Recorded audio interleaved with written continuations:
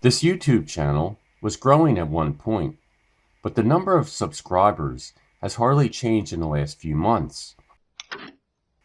After I did some research, it seems that this channel is being buried under garbage, clickbait, AI tracks, and parasitic content. Once a synth was a way to get a sound of any instrument that you may not be able to play. But now there's candy for bubblegum chewers who don't want to learn how to play a keyboard. It's a matter of having the glasses to see through it. Have you heard of the band, The Velvet Sundown? Although they put out an album only a month ago, they have 1.4 million listeners on Spotify that appeared out of thin air. Sounds impressive, except the band doesn't exist. Their music, photos, and followers, all AI generated and likely prompted by bots. Before Rolling Stone confirmed that the band is not real, I noticed the deception in this AI-generated photo of the band. There should be 12 frets for the double dots of the octave for the 335 guitar. The 10th fret seems to have double dots, but the upper dot is missing. One of the most popular channels on YouTube is Masters of Prophecy. They gained 31 million subscribers in just 1 year, which should be impossible. For example, a fellow musician's channel has 3,400 subscribers. The cover Jason did of a Depeche Mode song got 449 likes, while the video on Masters of Prophecy got only 36 likes. Since Masters of Prophecy has 31 million subscribers, one would expect a video would get more than 36 likes. But why? What's the incentive behind uploading AI-generated bubblegum? Simple: ad revenue and low to zero production costs. Rick Beato often talks about this. AI is trained on the work of real musicians without credit or compensation. People are profiting from the art they didn't create.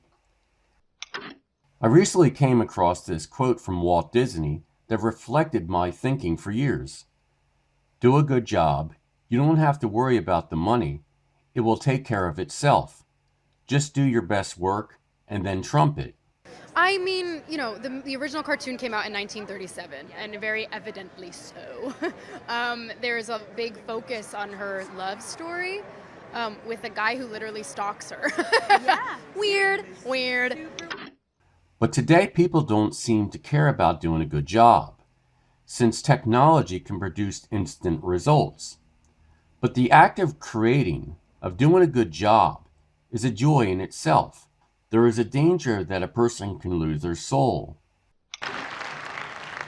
Our projections show that by the year 2025, not only America, but the entire planet will be under the protection and the dominion of this power alliance. I noticed the symbolic insight in John Carpenter's film, They Live.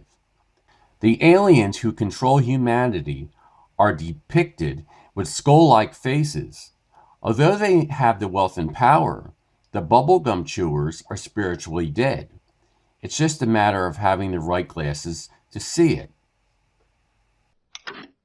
After you put on the glasses, you'll see YouTube is infected with the parasitic bubblegum chewers. There are no limits. It figures it would be something like this.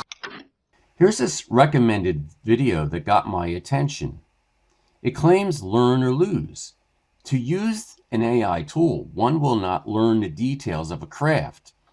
It's just really a shortcut that reaches a goal without a person learning the skills of the craft. Much like using a calculator to cheat on a math test. The implication that is if you use this AI, you will be able to do things faster, and therefore more income and more bubblegum.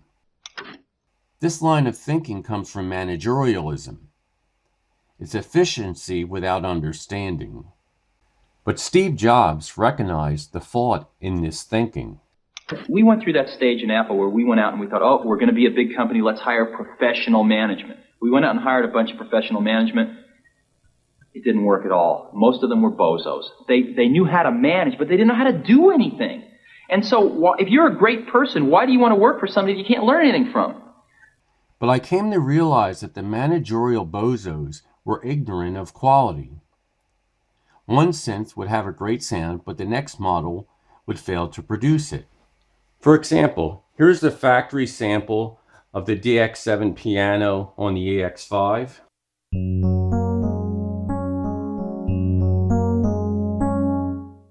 And here's how the original patch sounds on the DX7.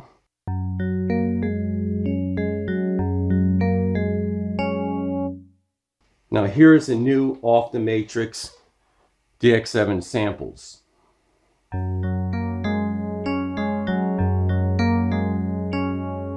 It's so close you can hardly tell the difference. A 1995 Sound on Sound review of the Yamaha W5 closed with this. In some ways, it looks as though Yamaha are saying the synthesizer is dead. Long live the workstation. Since it was a challenge to get realistic dynamics with multi-samples, many later libraries use samples of phrases, but I find loops to be very limiting because one would need to work in the keys that were provided. I find the same limitation with arpeggiators on workstations. Here's a present combination on the chord Kronos. By just playing one key, the arpeggiator produces a chord.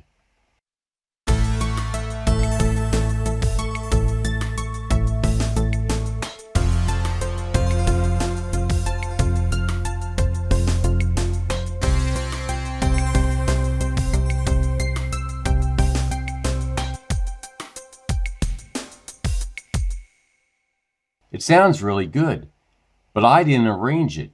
I know there's Bubblegum chewers who would pass this off as an original song, but I wouldn't do that.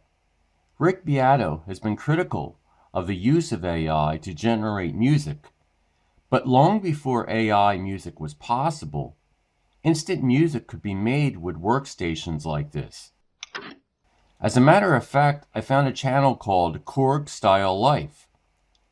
When I saw the title, I thought, what the hell is that supposed to mean? The videos on the channel appear to be fashion models generated by AI. The music was apparently formed with arpeggiators from a Korg PA4X arranger keyboard.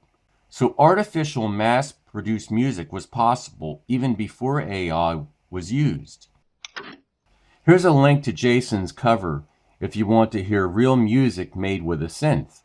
This is a list I made for single cycle loop sizes for samples at 27,778 Hz. I discovered that EMU often used this sampling rate for their CD-ROMs for the Emulator 3. The sampling rate is high enough for most sounds. Since the engineers knew what they were doing, I used it. There's an issue with assigning samples in tune with the EX5. A sample will be in tune if the rate is 44,100 or 22,050, but most of the factory samples are out of tune when you start to assign them. Many are flat by about 50 cents, but at the sample rate of 27,778 Hz, it will be in tune. Yamaha could have used that rate for many of the samples, but it appears that I understand things about the EX5 that even the engineers of Yamaha didn't recognize. The global economy and accelerate its transition to net zero. I'm all out of bubblegum. YouTube gives incentives to mass-produce trash. Not to people actually creating something to help others in embodied living, to support a community that has an existence apart from online. I worked many years to create sounds for vintage synthesizers, but it seems that the plague of bubblegum chewing is destroying our culture. The managerial shortcut thinking has killed the synth and led to the rise of parasitic AI music.